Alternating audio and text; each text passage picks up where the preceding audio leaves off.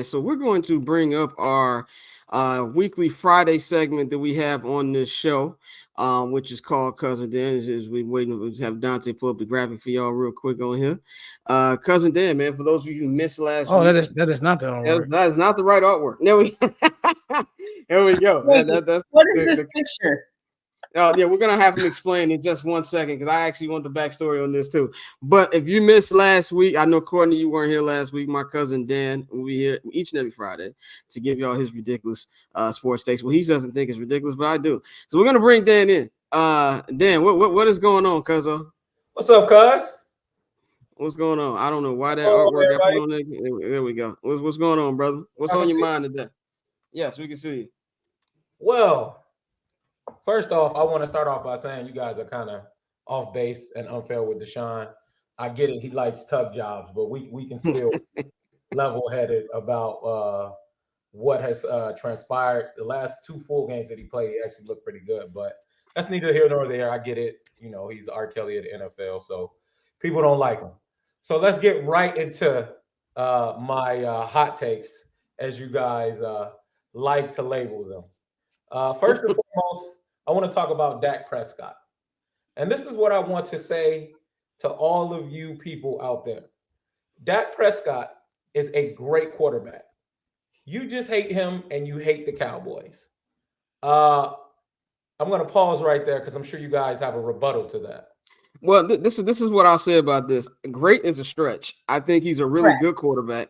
I think there's only maybe he's a serviceable quarterback. I think he is a less turnover prone Kirk Cousins, a less talented Kirk Cousins. Right. Yeah. Right. He's not a bad quarterback. You can win games with Dak, as the Cowboys have done the last 7 years.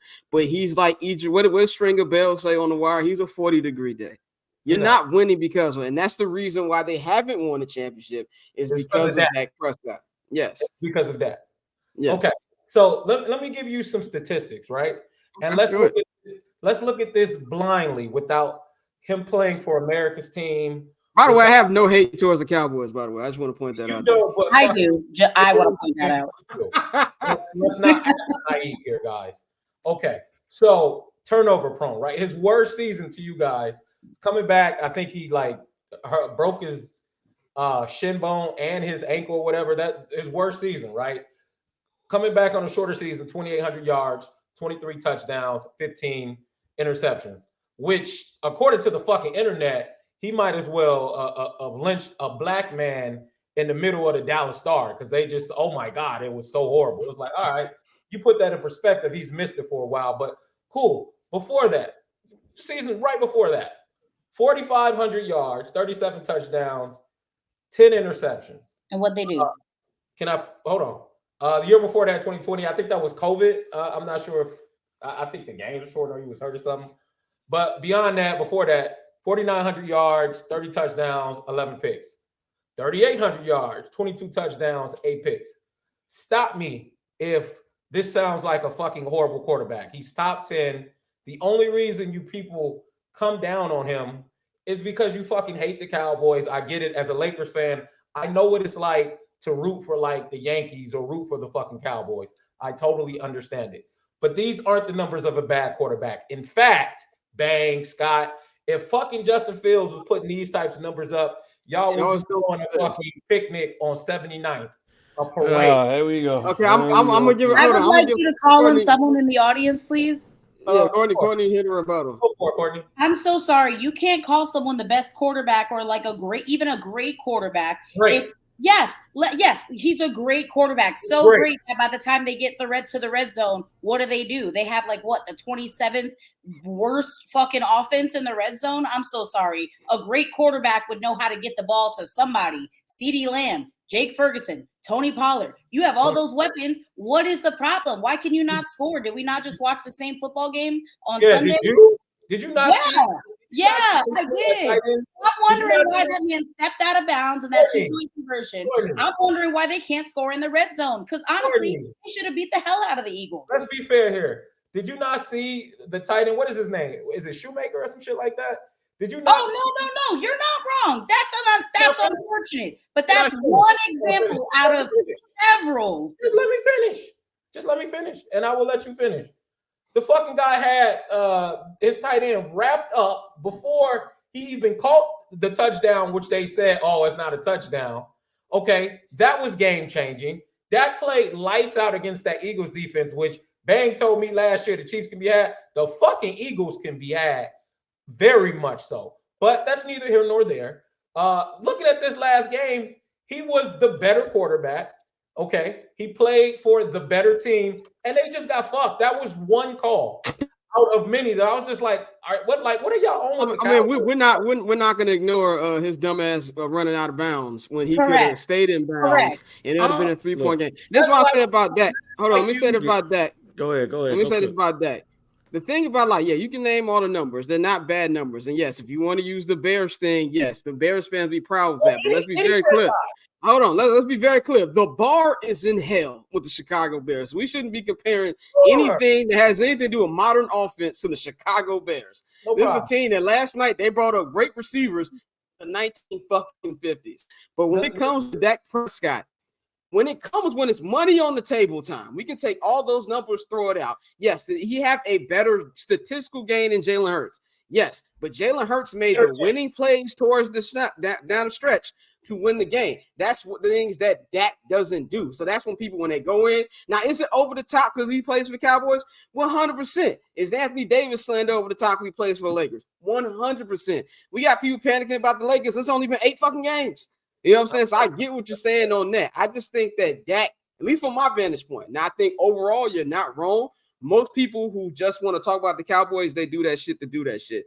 But I feel like he's good, but I don't think they'll ever win because of him. And I feel like if he were going to do it, he'd have did for it now. But let me go to Bang, then we'll wrap this up and go to your next point. Or Bang, did you have something to say about this? For the record, I like Dak Prescott. I do think that his time with I think we would not be talking about Dak Prescott if he was, let's say, with the Jacksonville Jaguars. Right. All right. Any team. You know, but I'm not calling him a great quarterback. I think he's I think if he top 10, he 10. All right. He like 9 or 10. Yeah. If that's a quarterback. If the only people great is Mahomes and Burrow. That's great. Great. Elite and great are two different things. Elite is wait. That's where I'm going. It's like when you say few. What is it? Few? 1, 2, 3. There's 2 elite quarterbacks. There's a couple of great ones, and then there's some good ones. When you get to 7 to 9, they're good, and ain't nothing wrong with being good. Let's stop throwing labels on quarterbacks just because we like them. It's okay being good because when it comes because when it comes to the Dallas Cowboys with that defense, Dak ain't got to be great all the time. He just got to be good once. And that's what's special to me. That's even a more special thing about Dak because he's just a good quarterback. But because all of the things that you say about him because he's with the Cowboys, it is easy for you to underestimate him. So a team like the San Francisco 49ers, which he's had trouble with, are now in the shits, and the Eagles can be had. Dak just has to be good enough for that defense to do their thing, and that's why I said early in the season that I do think the Dallas Cowboys are contenders. Let's go to let's move topic, on. Man. Yeah, go to the next one. Then argue this all day. We were talking about the Eagles. Speaking of them, I like to call this shit tush push these nuts. Pause. Yeah, okay, that's crazy. No, yeah, I'm fucking so tired of this play, bro. And again, I'm not a Cowboys, so I'm not an Eagles fan. Like, I just look at this shit objectively. That shit has to go. Like, y'all just sit here and say, oh, Jalen Hurts makes the fucking plays in order with the game on the line. How fucking hard is it?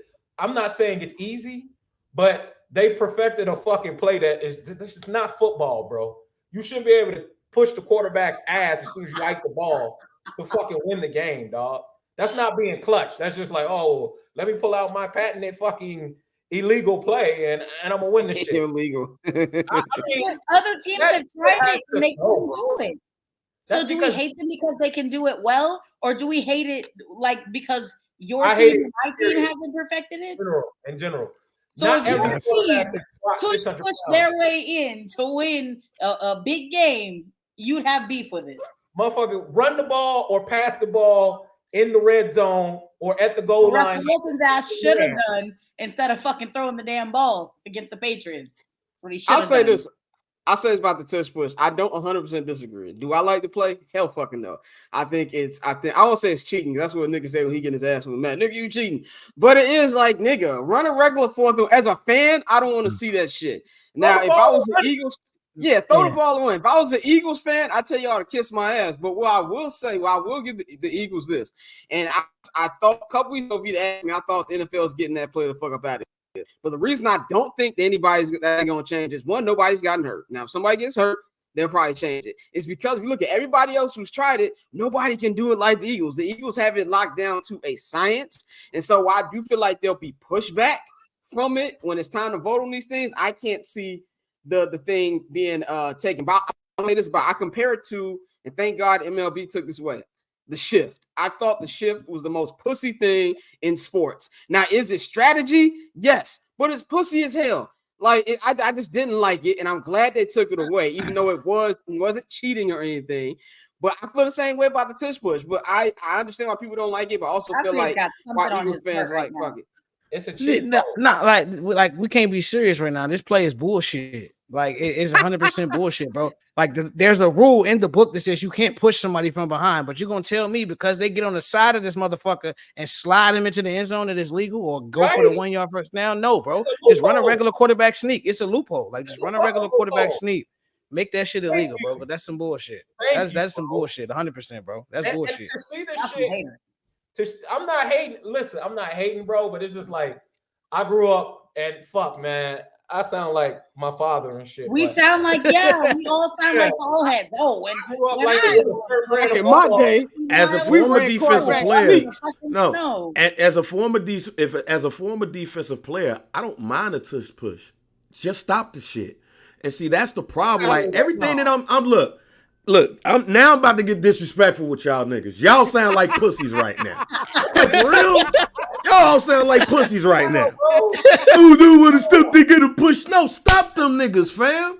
Get on the field, put your foot, hey, it's 11 on 11. Let's go get that shit. All right? And if you hate that shit, that means your ass don't want to be in the trenches doing that shit.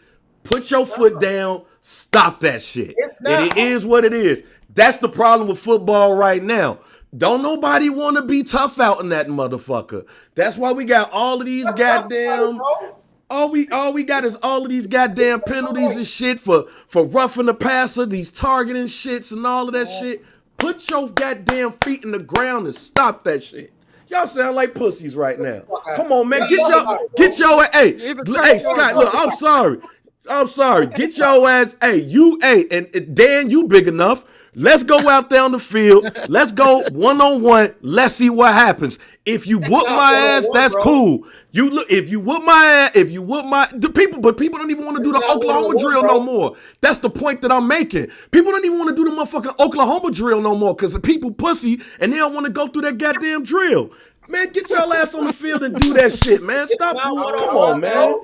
Y'all sound soft right now. Y'all sound soft as hell right now. Y'all sound soft as hell, right? Push back. Push back. If you ever want to hear two West Side niggas go back and forth, you are seeing that right now. Y'all sound pussy right now. I hate the tush push because somebody push it from the side. Yeah, nigga, push back. As a fan, I don't want to see that shit. That's what I'm saying. As a fan, because y'all ass soft as hell, because y'all in the trenches. Get y'all ass in the trenches, nigga. From a football, go ahead, Dan.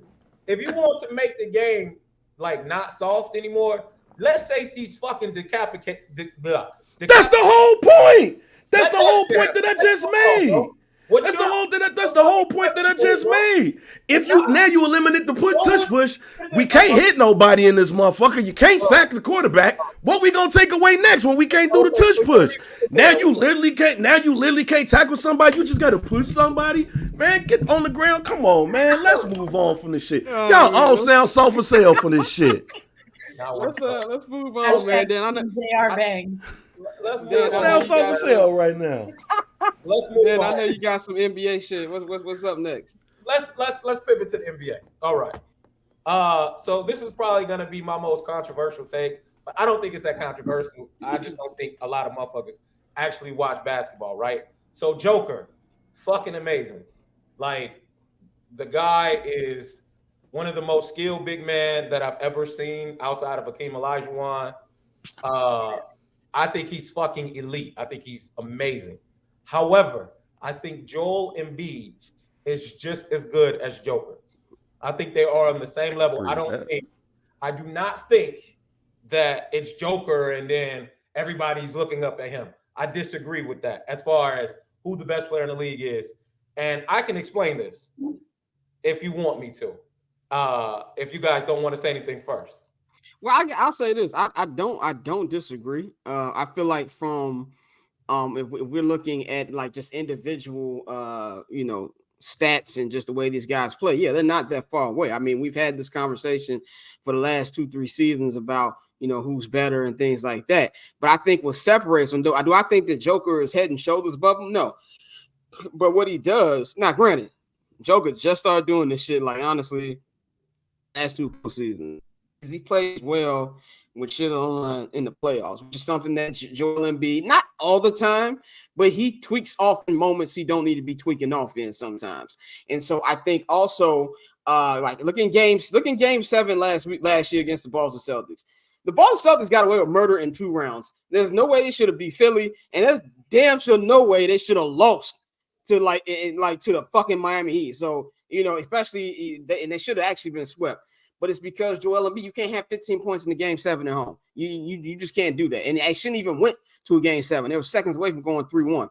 So I think that's the dividing line. But I also think when at least with people from detractors, they look at it as because Joker, basically does his thing, shuts the fuck up, but does his thing.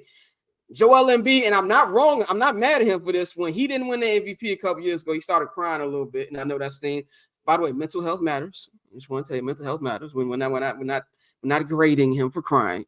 I think that's a divide line. But if you want to talk about like player to player, I think it's very, very close, and I don't think you'll be wrong with any one of them.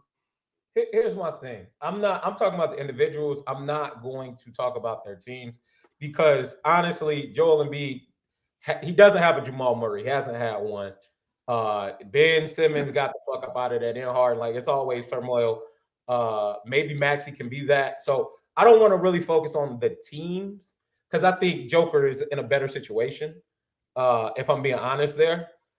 Yeah. And coaching as well. I think, but when I say I think they're on the same level is if you look at their stats, right? Joker is at like 29, 10 and 12 or some shit close to that. And Embiid is at like 31 and 10, right? And so you look and be like, well, Joker, he has the assists, blah, blah, blah, blah. So my thing is Joker does a lot on the offensive end. He gets his rebounds by default. I mean, he's fucking 7 feet, but he has no defense. His fucking defense is 100%. Yeah. And Embiid is an elite defender. And that shit, a lot of it outside of rebounding and blocks, I think he's averaging 2 right now. That doesn't show up in the fucking box score, like altered 10 to 15 shots a game or, made a team rethink going to the lane. Steph Curry, y'all love Steph. He wouldn't have dreamed of smoking that fucking layup that he's just smoked against Denver if Embiid was down there. That wouldn't even been the fucking play, the strategy. But you can do that with somebody like Joker didn't even fucking jump. He was just like, all right, this motherfucker ain't got this. Go ahead.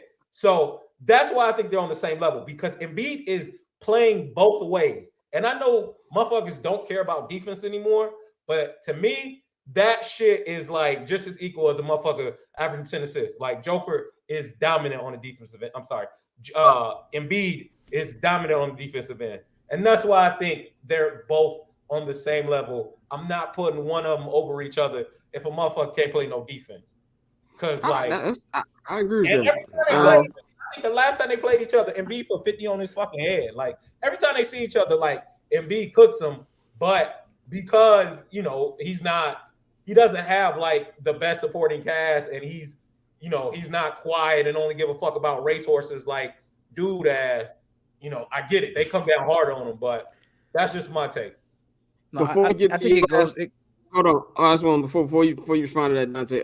Courtney got to get out of here. So, Courtney, we're gonna give you the floor real quick. You gotta get to your Garth Brooks concert. First off, it's not Garth Brooks. I take that personally.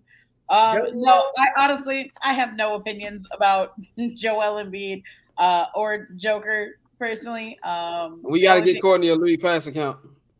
I'm sorry. I have tried so hard to get back into the NBA, and it's just like it's not doing it for me. Like, am I missing something? Like, I don't know what to be looking for. You're missing elite music. You're missing montages. You're missing the entertainment factor of the NBA. I follow like every other sport. NHL, like it's hockey season right now. You're missing drama. Like the hockey season's got plenty of drama. They can fight each other. It's amazing. NBA, we too worried talking about who got the best fit walking down. Correct. Street, Adam Silver will be having somebody's fucking head on a platter. That ain't. Courtney, let them know where they can follow you at. We can get you out here. Follow me on the Bird app, X, whatever they're calling it these days, at 1-800-CALL-A-BRO. Instagram at 1-800-CALL-A-BRO. I ain't got nothing to say other than it has been 1 week since the Texas Rangers. Here we go, championship court. You can't tell me shit right now, okay? Championship court over there. Correct. Just you wait until you know what it feels like. I told you I'm gonna write you. I will never know. I will never know. Okay, I've already chalked that up. I'll never know. But Courtney, we will holler at you on Monday. So enjoy your weekend. Thanks, Dan, for hashing it up. No hard feelings. Dak Prescott sucks. Cheers. Dan, what's your final point? Oh no, Dante, you got something to say, right? Oh, okay. No, I was just real quick. I think one of the issues with Embiid is his play style. For as elite as he is, you have somebody at his size who does a lot of the foul baiting and falling all over the fucking place. That rubs some people the wrong way. But in terms of him being elite, he is elite. That goes without question. When you do what he does on both sides of the floor, he is. I think he's 1B because I would take Joker over him just because I know you disagree, but I think what he does on the offensive side of the ball with facilitating and getting his team not only shots but easy ass shots. When you look at the amount of easy shots his teammates get, granted he does have a better supporting cast, but he puts them in positions to make those shots. So I would still take Embiid over him, but I think with Embiid, a lot of the issues is like his demeanor, which is petty as fuck and has nothing to do with basketball, but that's just the basketball culture we in these days. Like basketball, I think it's in a worse space than most sports because a lot of people just going off narratives and what they want to see and not the actual basketball that's being played on the court. Yes, ass. I agree. Let's go to that final point. We're gonna wrap this up. Final point, man. So I get it. You guys are Steph Curry fans. There's a lot of Steph Curry fans out there, right? It's really just me, if we want to be real. But no, okay. I wasn't. They don't hate Steph, but they're not his guy like me. But. I hate Steph. So just so America knows and everybody knows the energy I'm gonna bring, I don't fuck with him. I don't fuck with his uprise, any of that. But beyond that, let's move past that. For fucking years, I have been begging the Stephanies. That's what I call his fan base. I've been begging the Stephanies for fucking years. They will argue with you over conversations that he don't belong in my opinion, like best point guard of all time, best scorer of all time, which is fucking absurd. He's the best 3-point shooter of all time. I give him that. But beyond any of these fucking arguments, America, what I want to leave you with is, for all the Stephanies out there, I have been begging you for damn near fucking 8-10 years. If you love this man so much, buy his fucking shoes, bro. I'm sick of this shit, man. Buy the fuck you fucking go to Costco or Shoe Carnival, wherever the fuck they sell them shoes at. You get you a pair of Steph Curry's and you shut the fuck up talking to me about Steph Curry. You buy his shoes. I'm sick of this shit, man. Buy his fucking shoes and then you come argue with me about if he better than Magic Johnson and all this bullshit. Motherfuckers bought Magic shoes. Goddamn it, my daddy got pictures in the motherfucking Converse and all that shit. Well, technically, what to be fair, Magic didn't have a shoe. Hold on, bang. Hold on. Yeah, exactly. technically everybody had the same shoe. It was just like a different color. Different colorways. You know, right. They had colorways, man.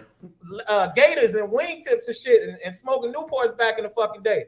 You know what I'm saying? They ain't have to rock no gym shoes, motherfucker. Like, but I'm sick of just seeing shorties. What motherfuckers do, they'll tell you Steph Curry this, Steph Curry that. Go buy they fucking shorties some $40 Curry stuff. You know, I'm like, motherfucker, you ain't buying the shoes though. I can't respect it if you ain't buying that motherfucking shoes.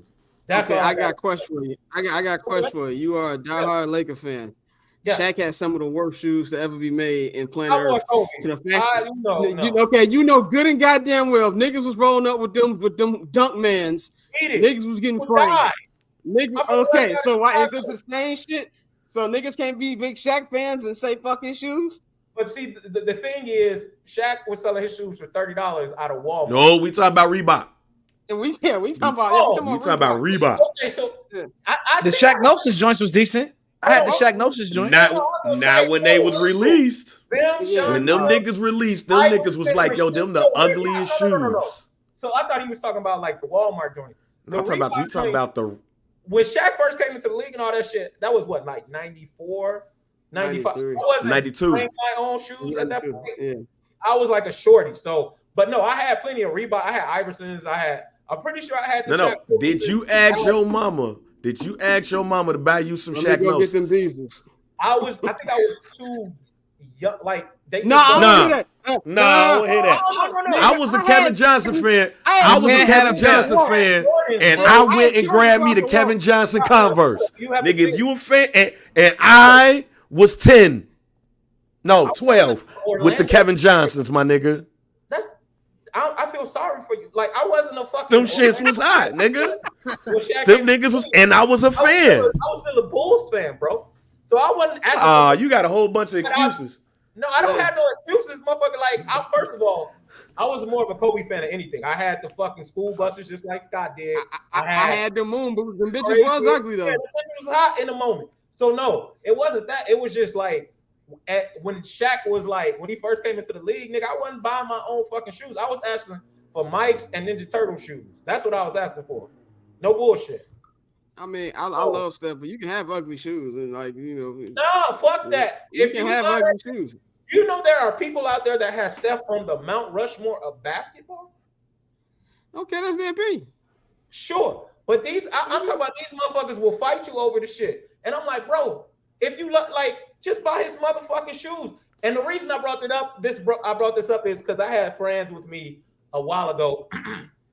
You know, niggas when they fake know something about business or they think they do. When Steph first hit the scene and like he had the whole Under Armour deal, someone told me, a group of friends told me, actually, it's called we're called Terrible Friends. This group chat about 10, 12 niggas. They said, yeah, you know, Under Armour's gonna take over Nike within 5 to 10 years. Yeah, I told you, you know how you what?